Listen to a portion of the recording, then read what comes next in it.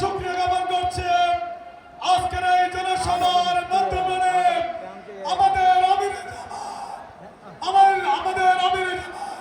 আমাদের রাষ্ট্রের দেশে পৌঁছতে আমরা সবাই বলে আলহামদুলিল্লাহ। বক্তব্য রাখার জন্য অনুরোধ করছি জুলাই আন্দোলনের অগ্রনায়ক জাতীয় নাগরিক পার্টি এনসিপির দক্ষিণাঞ্চলের মুখ্য সংগঠক ছাত্রের সাবেক ছাত্র জনাব হাসনাত আব্দুল্লাহ বক্তব্য রাখছেন। হাসনাত আব্দুল্লাহ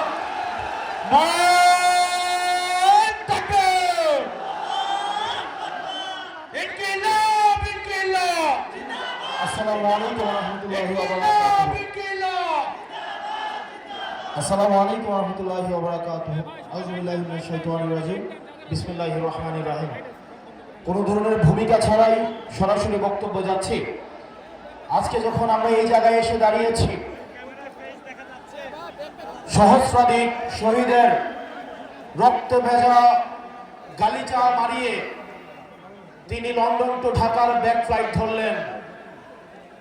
সহস্রাধিক শহীদের রক্ত দিয়ে বেগম খালেদা জিয়াকে জেল থেকে বের করে নিয়ে আসা হলো। আজকে আমরা দেখতে পাচ্ছি এই শহীদের মাকে নিয়ে সম্ভ্রমহানি করা হচ্ছে। জনাব তারেক জিয়া, আপনি আপনার কর্মীদেরকে সামলান। এই লাগামহীন কর্মীদের কারণে আপনার অধঃপতন আসন্ন। আপনারা যদি শহীদের মাকে সম্মান দিতে না জানেন, এই জুলাই পরবর্তী বাংলাদেশের জনগণ আপনাদেরকে সম্মান দিবে না। প্রিয় লাকসামবাসী, খুব কম কথায় কয়েকটা কাজ আপনাদেরকে দিয়ে যাব। এখানে প্রশাসনের ভাইয়েরা উপস্থিত আছেন, পুলিশের ভাইয়েরা আপনারা উপস্থিত আছেন। আপনাদের দায়বদ্ধতা জনগণের কাছে, আপনাদের দায়বদ্ধতা গুলশানের কাছে নয়, আপনাদের দায়বদ্ধতা ধানমন্ডির কাছে নয়। অত্যন্ত পরিতাপের বিষয়, আজকে পুলিশ সদস্যরা এখানে যারা আছেন, আইন শৃঙ্খলা বাহিনী আপনারা যেখানে আছেন, অতীতে আপনাদেরকে ব্যবহার করে আপনাদের ঊর্ধ্বতন কর্মকর্তারা তাদের পদ পদবি বানিয়ে নিয়েছিল, আপনাদেরকে ব্যবহার করেছে। আল্লাহর দোহাই লাগে, উপরে আল্লাহ, নিচে জমিন, নিজেকে আর ব্যবহার দিতে দিয়েন না। আপনারা ন্যায়ের পক্ষে থাকেন, ইনসাফের পক্ষে থাকেন। কোন রাজনৈতিক দল নয়, বাংলাদেশের জনগণ আপনাদের পক্ষে থাকবে। 12 তারিখ নির্বাচনে প্রশাসনের ভাইয়েরা আপনাদের কাছে উদাত্ত আহ্বান জানাবো, আপনারা কোন দলের গোলামি করার দরকার নাই। প্রশাসনের ভাইয়েরা আপনারা জামাতে ইসলামের নন, আপনারা বিএনপির নন, আপনারা এনসিপির নন। আপনাদের জবাবদিহিতা বাংলাদেশের জনগণের কাছে।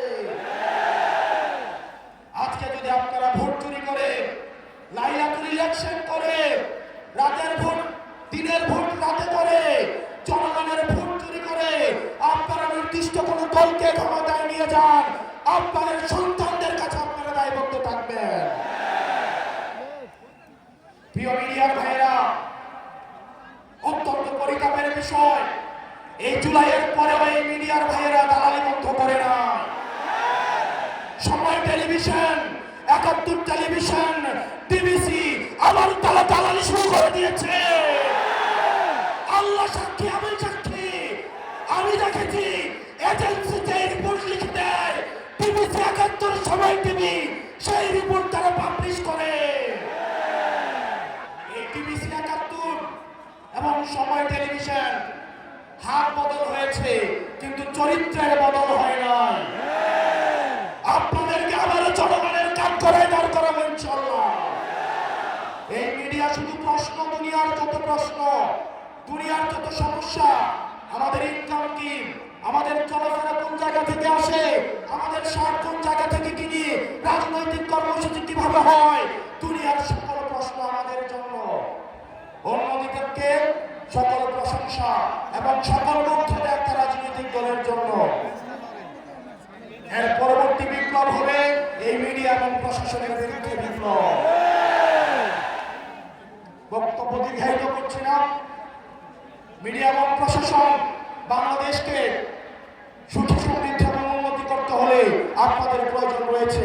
আমরা আপনাদের শত্রু না, আমরা চাই আপনাদের দায়বদ্ধতা, আপনাদের জবাবদিহিতা হচ্ছে জনগণের মুখী।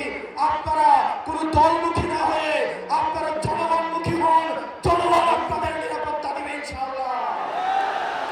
ইনকিলাব ইনকিলাব ইনকিলাব ইনকিলাব অপ্রশ্ন সংগ্রাম, দালালিরা রাজপথ, দালালিরা রাজপথ। সর্বশেষ যিনি স্বপ্ন দেখছেন একজন প্রধানমন্ত্রী হবেন, উনি যখন একজন তৃতীয় শ্রেণীর আলাপ আলোচনা মঞ্চে উঠে দাঁড়িয়ে করেন, সেগুলো আমাদেরকে তাড়িত করে। জনাব তারেক জিয়া, আপনি যেভাবে গুপ্ত গুপ্ত বলে আপনার নিজের নেতা কর্মীদেরকে হত্যাযোগ্য করে তুলছেন, গত 17 বছর কিভাবে ফ্রিল্যান্সিং এর মাধ্যমে দল পরিচালনা করেছেন সেটা একবার নিজেকে প্রশ্ন করে দেখেন। আসসালামু আলাইকুম ওয়া রাহমাতুল্লাহি ওয়া বারাকাতুহু।